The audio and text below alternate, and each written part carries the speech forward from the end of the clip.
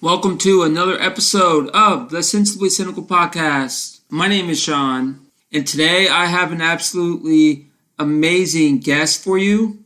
I will be joined by comedian Liz Splatt. Yeah, so one day I was just going through my Instagram followers, which is near 3,000 by the way, and I saw this Liz Splatt username. I'm like, who is that? So I go on YouTube, check out her video, and she is absolutely hysterical. I was so thrilled when she agreed to come on the podcast today. She's still new to the game, so she's getting her, first look at the real comedy business over there. And that's exactly what it is. It's a business. It's just like anything else in life. You got to grind to get what you want. Nothing's handed to you, and especially with this coronavirus time. I appreciate what she's doing. She's going out there. She's running shows. And I was lucky enough to have her on just before she was going to produce one of her shows that night. So this is a fun interview. And here it is, my interview with comedian Liz Splatt. And with me on the line, she is an absolutely hilarious comedian. Liz Splatt, what's going on? Hey, happy to be here. Just living the dream. Texas born and raised, huh? Yeah, definitely. Dallas, Texas. People are probably like, well, Sean, how are you interviewing a Texas comedian? It's because it's the power of YouTube.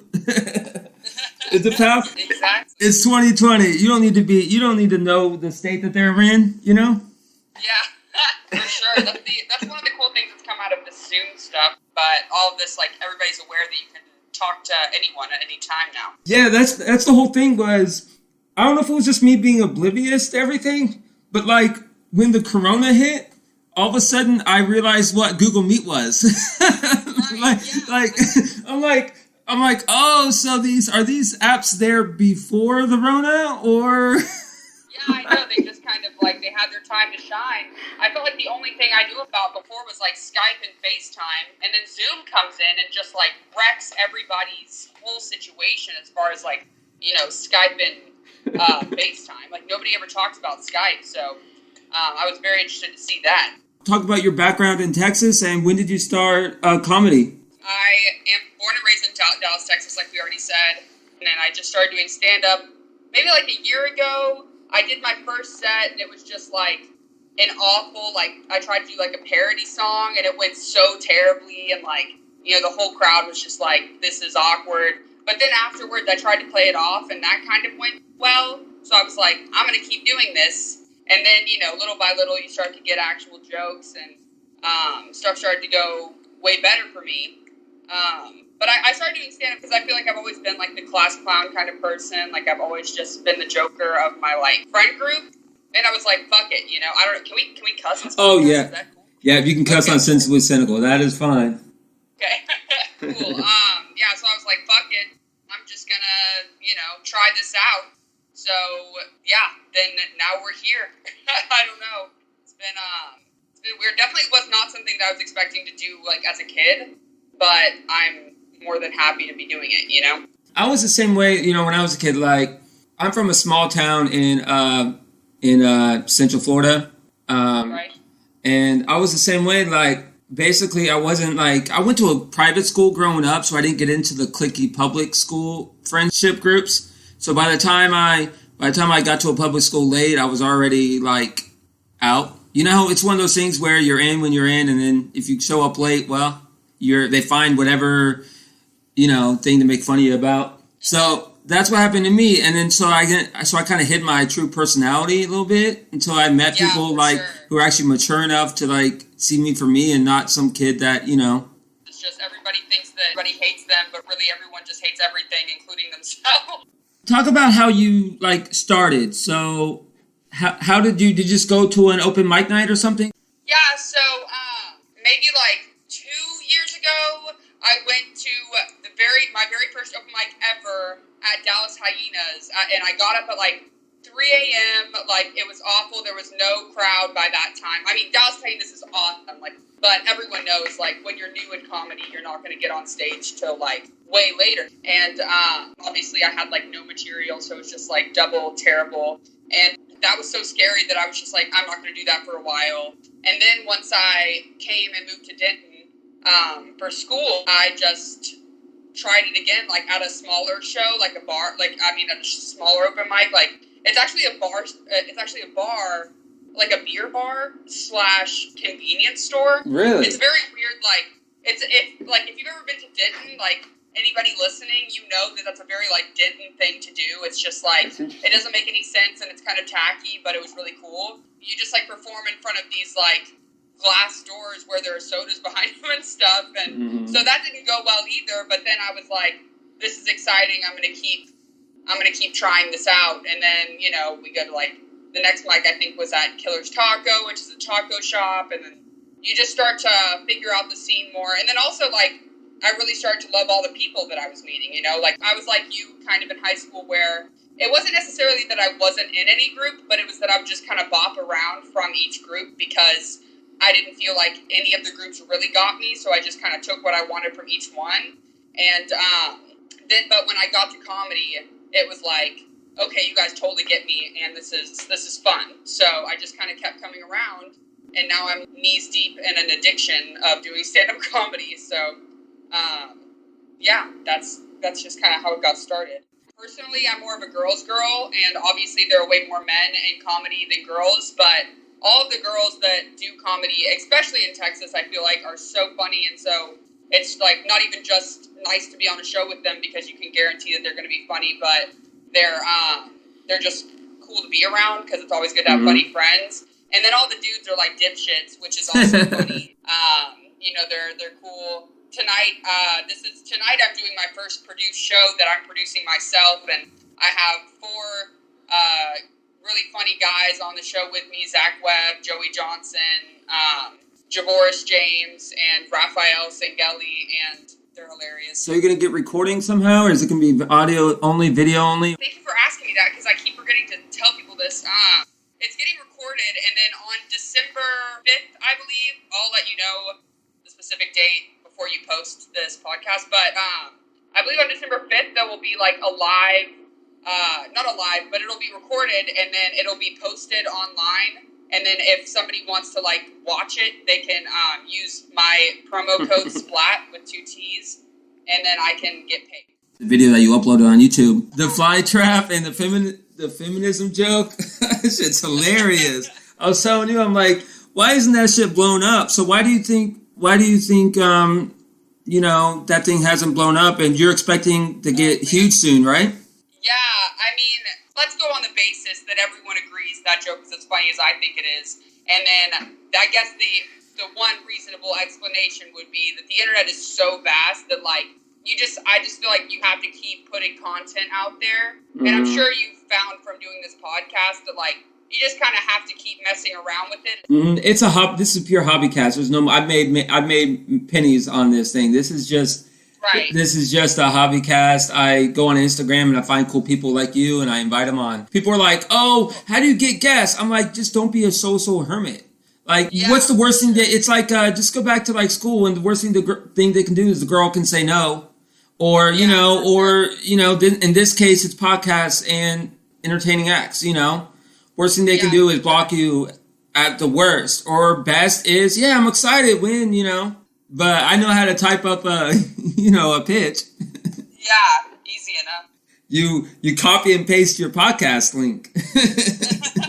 Exactly, yeah. Do you have like a rotation of places you go to, or are you looking to expand out of Texas eventually, like down the line once you get more experience? Certainly, I'm hoping to expand out of Texas. Actually, recently, this is barely out of Texas, but I recently started doing some work at the Bricktown Comedy Club in Oklahoma City. So that's a really, really cool venue where people really show up for the comedy scene there. And you need to go to New Orleans, and I'll meet you over there. I go to New Orleans. post Corona, you'll have to come out to New Orleans and perform there because I know a lot of good comedians out there. Well, if they book me, I'm there. I think every big city is pretty much the comedy circuit's pretty much the same. I would assume. That's an interesting thought. Maybe I think that I know that it's kind of said for Texas. We have so many people in Dallas, and really we all know each other in the comedy scene.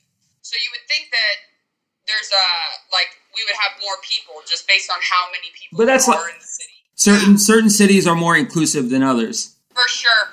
And obviously this is an extreme example. In New York City, a lot of times I think you have to pay to go to open mics, and here it's certainly free. Or for one spring break, I think right before the virus hit, I was doing shows in or I wasn't doing shows, but I was just in Seattle, and I was just going to some open mics, and I ended up doing a show there at the Seattle Underground. You were on fire that night, right? That was really fun. I actually have some videos uploaded from that show, but it was very every city I feel has their different little techniques, and I know in Dallas you show up and you sign up, and then you the manager, whoever the mic runner will make the list. And then you'll see where you are depending on when you signed up or how often you show up or how much you get booked and that kind of thing. Whereas in I know some cities they'll do it if you sign up, then that's exactly where you are on the list. There's no changing it up. I had a stand-up experience documented on this. I've documented on this show plenty of times. I don't need to say it again, but I've been through the experience myself, and it was traumatizing. Well, I got totally hammered. I had good material. It's just when you're 7 shots deep. Oh yeah, you're gonna die. There's no. I actually quit drinking early into my comedy career because I was these two things don't mix, and I'd rather do comedy. Yeah. Which isn't to say that everybody should do that at all. So, are you planning to expand maybe your YouTube presence? I don't know about YouTube. I typically just post all my videos on YouTube just to have them somewhere, have the larger files somewhere. But as far as social media, especially with my group, I guess with my generation, it's Instagram and Facebook are way more. You're in your 20s, I would assume, right? Yeah, I'm 23. Okay. Well, see, that was one of the few things that my dad told me growing up is never ask a woman how old they are. So I didn't. You gave that. I didn't ask. My dad gave me 3 rules as a kid how to treat women. I'm sure they're phenomenal. You want to hear them? Yeah, that's all I want. Rule 1, never ask a woman how old they are. Right. 2, always hold the door for them. Okay. And 3, always treat them with respect. Okay, 3 goes hand in hand with 2, but I don't know if 2 is necessary. Can we break this to number 2 down? And do we have time to do that? What? Always hold the door open for them? You're trying to break down you're in Texas. Isn't that Southern hospitality, or is that dead? No, it's well and alive. But I would argue that holding the door for someone is very often a inconvenience for the person. Hold on. That's for the listener here. I have Liz Splatt. She's a comedian from Texas, and she's talking about breaking down my rule number 2, which is always hold the door open for a lady. Go ahead. Let's continue. Yeah. I wanted to get this out to the audience before we break this down. Okay, yeah, for sure. Let them know this is how I feel.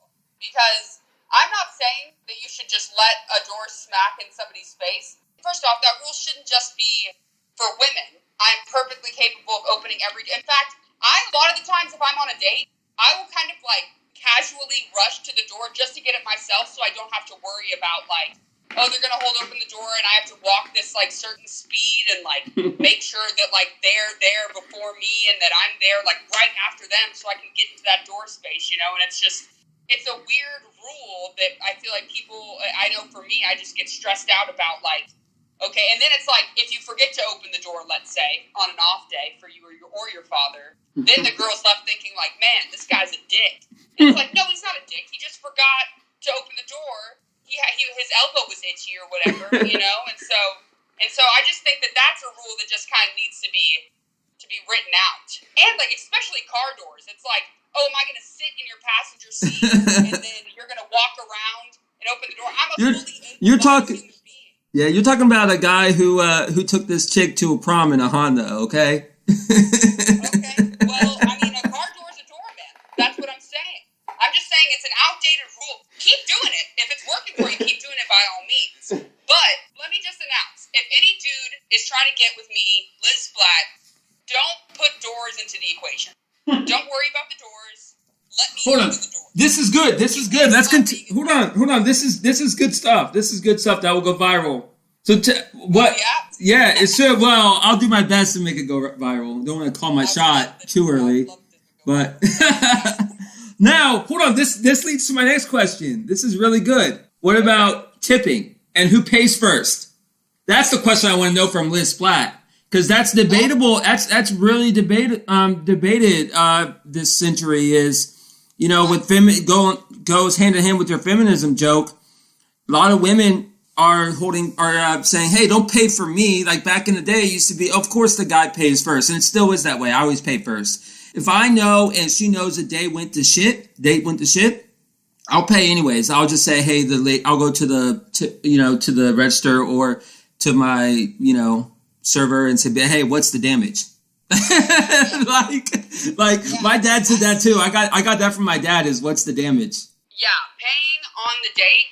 Here is just, and this does not, I'm not saying this is how it should be or anything. I'm just saying that for me, Liz Splatt, if I'm dating someone, like it's official and we're boyfriend and girlfriend, I'm just going to base who's paying for what based off of who has the most money at the time. Or like, if I just got paid and he's getting paid tomorrow, then I'll pay today, he'll pay tomorrow. Or we'll just pay for our own stuff. Or like, it doesn't, or if he's specifically wanting to take me out, then yeah, I would expect like a date. Or if I'm specifically wanting to take him out, then yeah, I would expect myself to pay.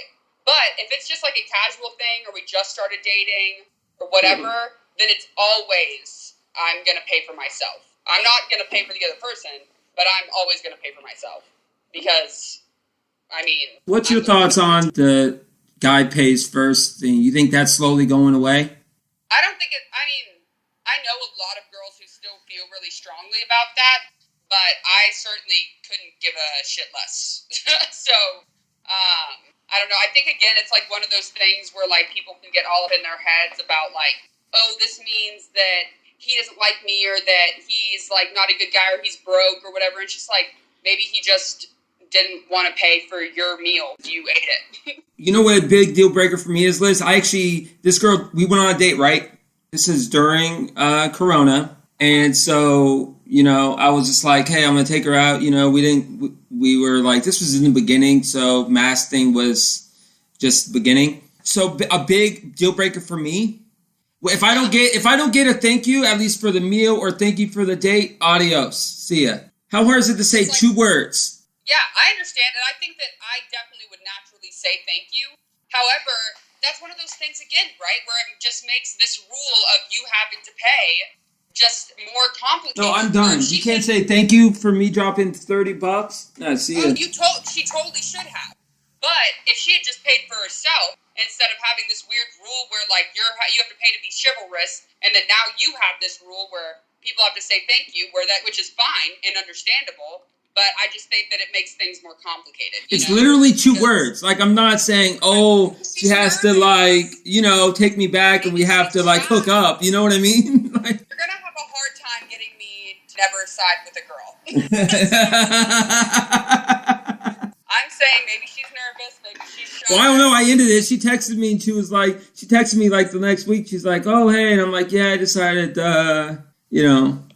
it was nice meeting you, and you have a nice life, Yeah, you're like, fuck you, bitch. I hear you. Say thank you next time, bitch. Bitch, yeah.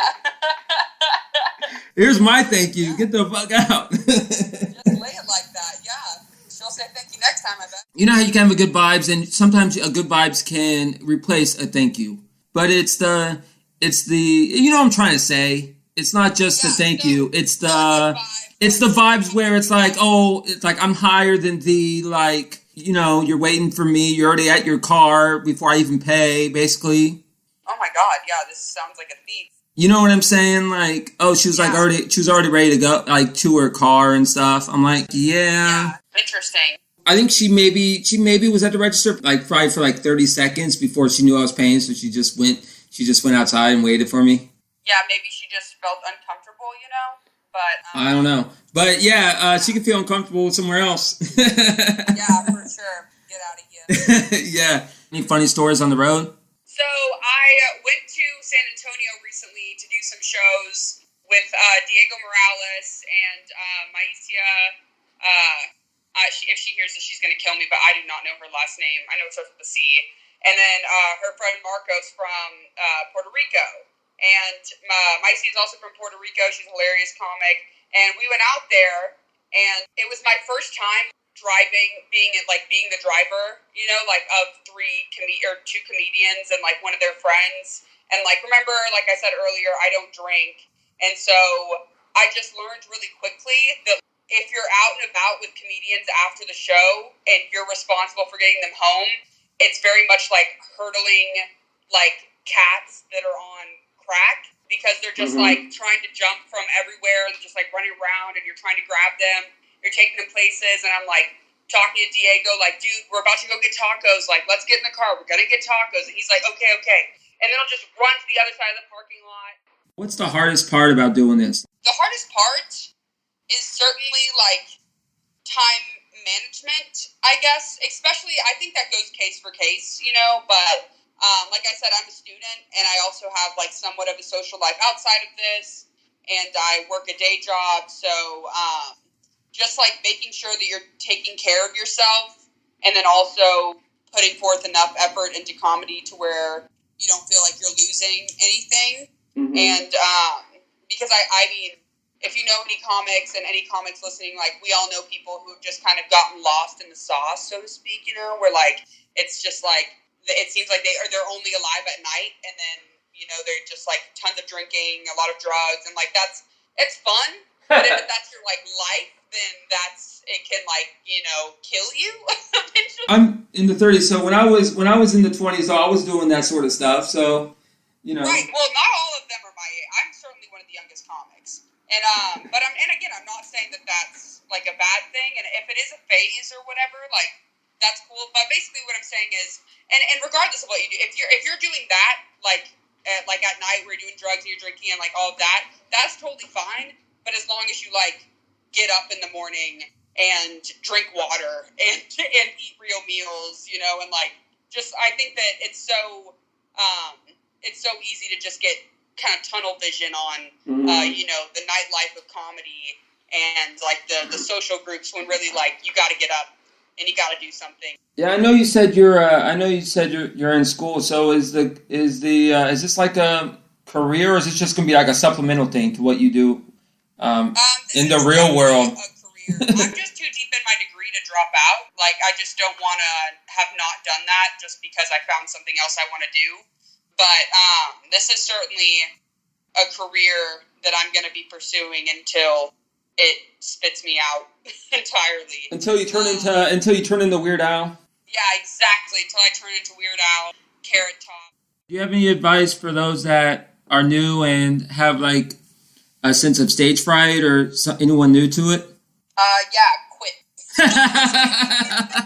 Like my number one thing that I always tell people is don't joke about trauma unless you're really over it. Like, if you're joking about your trauma and you're not really totally fully over it, then everyone in the crowd is going to see that. That's my advice. And then also, shout out Emily Griefer, always pee before you go on stage, and move the mic stand from in front of, like, to behind you when you go on stage. Those are just 3 blanket statement. I don't like to tell people how to do anything or like what to do their process. The trauma thing, that's just real. All right, there you go. Liz Splatt, everybody. Go ahead and plug away. You got promotions? Yeah, so if anybody's in Fort Worth, there's a show at the Hyenas Red Room the day before and the day after Thanksgiving. And then other than that, follow me at Covered in Liz. It's like covered in jizz, but my name. That's on Twitter, Twitter, Instagram, TikTok, all of that good stuff. And then I'm Liz Splatt on Facebook. So. All right. Thank you for coming on this evening. Great. Thanks so much, man. Okay, there you have it. Another episode of Sensibly Cynical down the hatch. I want to thank Liz Splatt for coming on the podcast today. I want to thank you, the listener, for hopefully subscribing, rating, and eventually reviewing us on iTunes. If you do that, I would be eternally grateful. Please check us out on Twitter at Cynical Sensibly, Instagram Sensibly Cynical Pod, and you can check out our Facebook group. Everybody, please stay safe, mask up, and take care. Oh, and one more thing. Be on the lookout for my next Mr. Cynic episode featuring the pros and cons of narcissism.